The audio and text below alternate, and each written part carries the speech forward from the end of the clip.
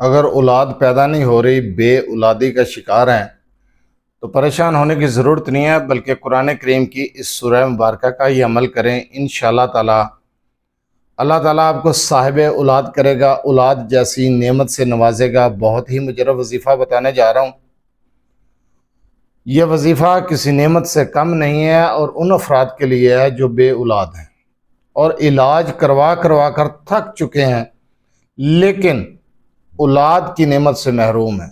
کوئی علاج کام نہیں کر رہا، کوئی علاج کر ثابت نہیں ہو رہا، تو پریشان نہ ہو، بلکہ دونوں میاں بیوی اس عمل کو کریں جو طریقہ بتانے جا رہا ہوں، اس طریقے کے ساتھ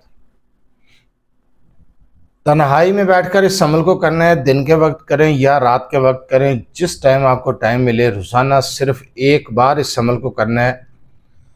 رات کے وقت بھی کر سکتے ہیں، عشاء کے بعد بھی کر سکتے ہیں، فجر کے بعد بھی کر سکتے ہیں، جو ٹائم آپ کو مناسب لگے اسی ٹائم میں آپ بیٹھ کر یہ عمل کریں۔ 7 عدد کھجوریں لے لیں، اپنے پاس رکھ لیں، اور آپ سورہ کوثر کو پڑھیں 101 مرتبہ، ان کھجوروں پر دم کر دیں، اور 3 مرتبہ آپ نے 3 مرتبہ اول آخر درود ابراہیمی پڑھنا ہے۔ اس کے بعد جو سورہ کوثر کی تعداد بتائی ہے وہ پڑھ کے اس پر پھونک دینا ہے، اور رات کو سونے سے پہلے عشاء کی نماز کے بعد میاں بیوی دونوں یہ عمل کریں گے۔ ایک مرتبہ سورہ مریم کو پڑھنا شروع کریں گے، اور اس عمل کو بغیر ناگے کے 41 دن کرنا ہے۔ انشاءاللہ تعالی اولاد کی نعمت سے نوازے گی اللہ کی ذات آپ کو۔ اولاد نرینہ کے لیے، بیٹے کے لیے، بیٹی کے لیے آپ کی گود خالی ہے، آپ کی گود ہری بھری ہو جائے گی۔ توکل، یقین، بھروسہ اللہ کی ذات پر رکھتے ہوئے آپ صرف ایک بار اس عمل کو کر لیں، سورہ کوثر اور سورہ مریم کے اس وظیفے کو کر لیں۔